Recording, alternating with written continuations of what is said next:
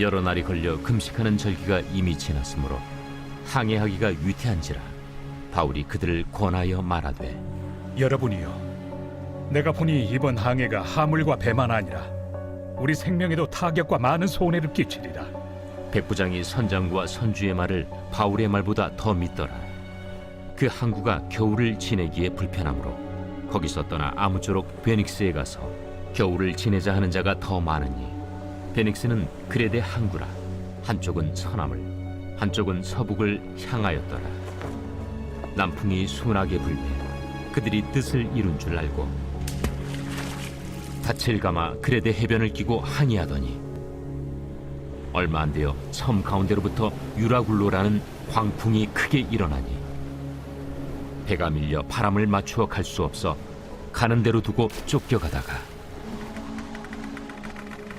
가우다라는 작은 섬 아래로 지나 간신히 거루를 잡아 끌어올리고 줄을 가지고 선체를 둘러감고 수르디스에 걸릴까 두려워하여 연장을 내리고 그냥 쫓겨가더니 우리가 풍랑으로 심히 애쓰다 이튿날 사공들이 짐을 바다에 풀어버리고 사흘째 되는 날에 배의 기구를 그들의 손으로 내버리니라.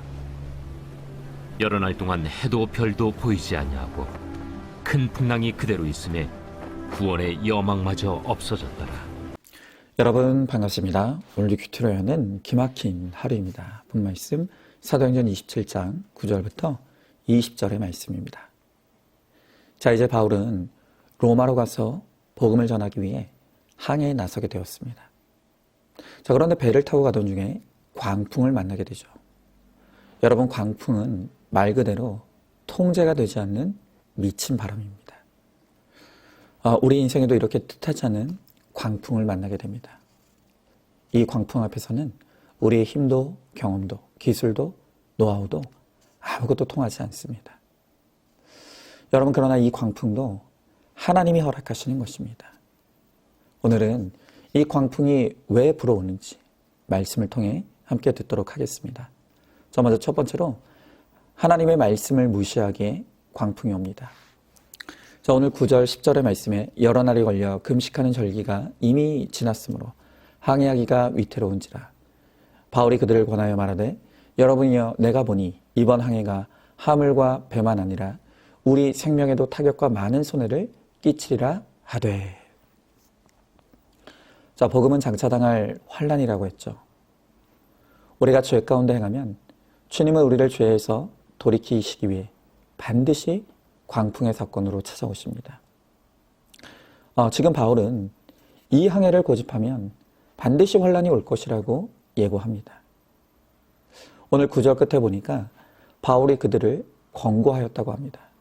이 말의 뜻은 계속, 반복해서, 간절히 권했다는 뜻입니다. 여러분, 하나님은 우리에게도 예배를 통해, 목장을 통해, 큐티를 통해서 계속, 반복적으로, 간절히 죄에서 돌이키라고 끊임없이 권하시는 것입니다. 그런데 이 경고의 말씀을 사람들이 어떻게 반응합니까? 자, 오늘 11절의 말씀에 보니까 백부장이 선장과 선주의 말을 바울의 말보다 더 믿더라 그랬습니다. 자, 이 백부장은 초라한 죄수인 바울의 말보다 항해 전문가인 선장과 선주의 말이 더 신뢰가 갑니다. 물론 우리가 전문가의 말을 들어야 될 때가 있습니다. 감기 걸렸을 때는 의사의 말을 들어야죠. 자, 그러나 우리의 죽고 사는 광풍 앞에서는 우리 생명의 주인이신 하나님의 말씀에 귀를 기울여야 합니다. 그런데 우리는 세상 경제 전문가, 정치 전문가, 의학 전문가의 말은 권위 있게 느껴지는데 하나님의 말씀은 무시가 되는 것입니다. 여러분, 이렇게 우리의 창조주이시고 생사화복의 주관자이신 하나님의 말씀을 무시하고 사람의 말을 더 믿으니까 광풍이 오게 된다는 것을 알아야 합니다. 자, 지금 여러분은 내 인생에 불어닥친 남편의 외도, 아내의 외도, 자식의 가출, 질병과 부도의 광풍 속에서 어떤 전문가를 찾아다니고 있습니까? 여러분, 나에게 불어닥친 이 광풍 속에서 사는 길은 그 광풍 가운데 나에게 이르시는 하나님의 말씀을 듣고 회개와 순종을 이루는 것입니다. 그것만이 광풍 속에서 구원을 얻는 길인 것입니다. 자, 한번 질문해 봅니다. 나의 길을 알기 위해 누구의 말에 귀를 기울이고 있습니까? 하나님의 말씀보다 사람의 말을 더 믿었다가 광풍을 만났던 사건이 무엇입니까? 자, 두 번째로 내가 옳다고 착각하기 때문에 광풍이 옵니다. 자, 오늘 13절의 말씀에 남풍이 순하게 불매 그들이 뜻을 이룬 줄 알고 닻을 감아 그레다 해변을 끼고 항해하더니 그랬습니다. 자, 결국 바울의 말보다 선장의 말을 들은 백부장은 이 항해를 지속하기로 결정합니다. 자, 그랬더니 처음에는 남풍이 순하게 불어 순조롭게 항해가 이루어지는 것입니다. 자, 그러니 선장과 백부장은 거봐, 내가 하라는 대로 하면 되잖아 하면서 자기 뜻이 옳다고 착각하는 것입니다. 여러분, 제가요, 이 투자를 했다가 큰 돈을 잃은 여러분들과 나눔을 해봤는데요. 그렇게 나눔을 해보니 정말 깜짝 놀랄 정도로 똑같은 패턴이 있다는 것을 발견하게 되었습니다. 그 패턴이 무엇인가 하면 투자의 시작은 다 성공적이더라는 것입니다. 주식에 처음 투자했을 때 돈을 벌었습니다. 부동산을 처음 사봤는데 값이 올랐습니다. 고스톱, 온라인 도박도 처음에는 다 땄습니다. 자, 이렇게 내가 했던 일에 남풍이 순하게 보니까 이제는 그렇게 말씀과 공동체가 말리는데도 귀를 막고 믿음의 닻을 감아 올려 이제는 빚까지 내가면서 누구의 말도 듣지 않고 내 마음대로 해버리는 것입니다. 자, 그런데 이렇게 말씀보다 내가 옳다 여기며 공동체도 무시했더니 어떤 일이 일어납니까? 오늘 14절에 보니까 얼마 안 돼요.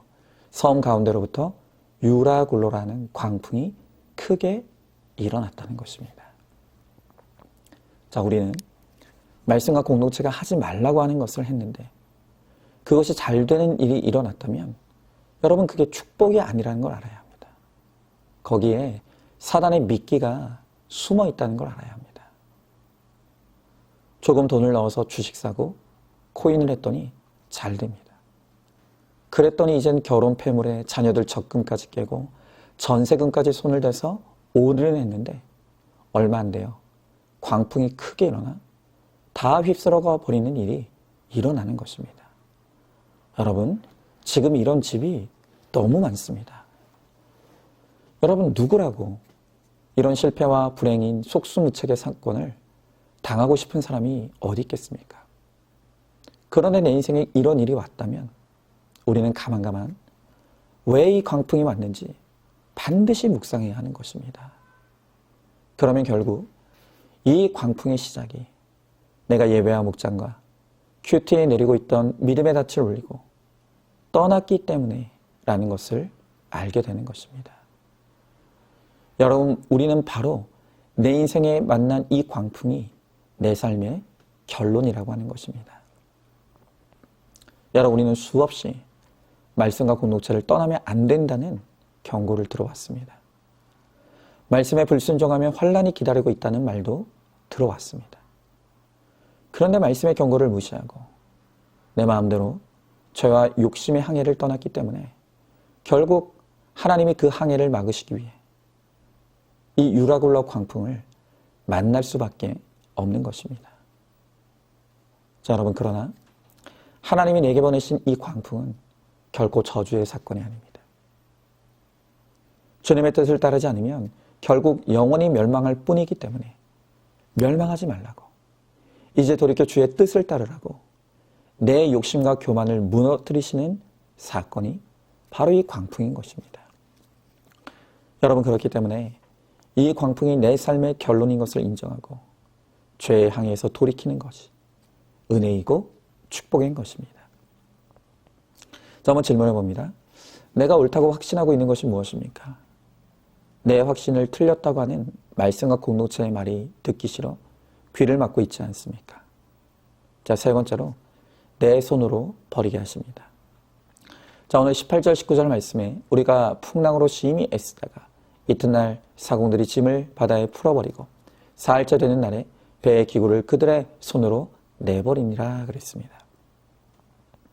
자, 지금 광풍을 만났지만 선원들은 할 수 있는 데까지 버티고 항복하지 않습니다. 내가 틀렸다는 걸 인정하고 싶지 않았어. 이 자존심을 지키고 싶어서 내가 주고 있는 것이 너무 아까워서 심히 괴로우면서도 버리질 못합니다. 자, 그러니 어떤 일이 일어납니까? 오늘 20절에 보니까 해도 별도 보이지 않는 큰 풍랑이 그대로 있다고 합니다. 내가 꺾이지 않고 항복하지 않으니까 광풍이 길어집니다. 점점 더 사나워집니다. 그러다 결국 고난의 끝으로 가니까 이제 더 이상 떨어질 수 없는 밑바닥으로 떨어지니까 그제서야 그들의 손으로 내버렸다는 것입니다. 여러분, 우리의 죄가 이리 질기고 악합니다. 우리는 조금이라도 해가 보이고 별이 보이면 절대로 하나님을 바라보지 않습니다. 그래서 우리 주님은 해도 별도 아무것도 보이지 않는 가장 어두운 시간을 허락하십니다. 그러나 해가 뜨기 직전이 가장 어둡다고 했죠. 내 인생에 아무 소망도 길도 보이지 않는 바로 그 시간이 주님이 오시기 위한 축복인 것입니다. 어떤 환경에서도 말씀이 들리고 주님을 만나면 바로 그 장소, 그 환경이 축복이 되는 것입니다. 여러분, 이제 우리는 확실히 알아야 합니다. 내가 말씀과 공동체를 떠나 살고자 하면 나는 택자이기 때문에 반드시 유라굴로 광풍이 기다리고 있는 줄로 알아야 합니다. 예외 없습니다. 하나님보다 세상을 더 사랑하고 믿은 것 때문에 하나님이 광풍을 허락하실 수밖에 없습니다. 그러니 이제 우리 뜻을 확실히 정하시기 바랍니다. 오직 말씀대로 순종하며 살기로, 또 주님의 뜻대로 살기로 결단하십시오. 그러면 주님께서 우리 믿음의 항해를 이끌어주시고 반드시 우리를 가나안 천국에 이르게 해 주실 줄로 믿습니다. 자, 한번 질문합니다. 아직도 버려야 될 세상 욕심과 야망을 지키기 위해 애쓰고 있지 않습니까? 이제는 내 손으로 버려야 될 것이 무엇입니까? 자, 오늘도 11월 17일 보석상자입니다. 우리는 100% 주인이기에 내 자신을 철저히 주님께 복종시키는 훈련을 이 결혼을 통해, 힘든 배우자를 통해 하게 됩니다. 그래서 결혼의 목적이 행복이 아니고 거룩입니다. 아멘. 우리 함께 기도하겠습니다. 주님, 감사합니다. 오늘 주님께서 죄악의 항해를 고집하는 우리를 막고 죽을 줄도 모르고 암만 향해 달려가는 우리를 살리시기 위해 오늘 내 인생에 유라굴로 광풍을 보내신다고 하십니다. 우리가 악하고 교만하여 내가 하는 것이 다 옳은 줄 알고 그것이 죽을 길인지도 모르고 오늘도 죽음의 길로 치닫기에 주님은 우리를 택하시고 우리를 구원하시기 위해 이 광풍으로 우리의 길을 막으시고 주님께로 끊임없이 돌이키게 하신다고 하십니다. 주님, 해도 달도 별도 보이지 않는 이 큰 풍랑 앞에서 이제는 내 손으로 나의 자존심도, 나의 교만도, 나의 악도 다 내어버리게 하시고 이제는 주님이 이끄시는 대로 순종하며 따라가므로 마침내 구원에 이르는 우리 모두가 되게 하여 주시옵소서. 믿사하며 사랑이 많으신 우리 예수님 이름 받들어 기도드리옵나이다. 아멘. 오늘도 큐티로 기막힌 하루를 살아가는 하늘가족 공동체 우리 모든 성도님 되시기를 주님의 이름으로 축복합니다.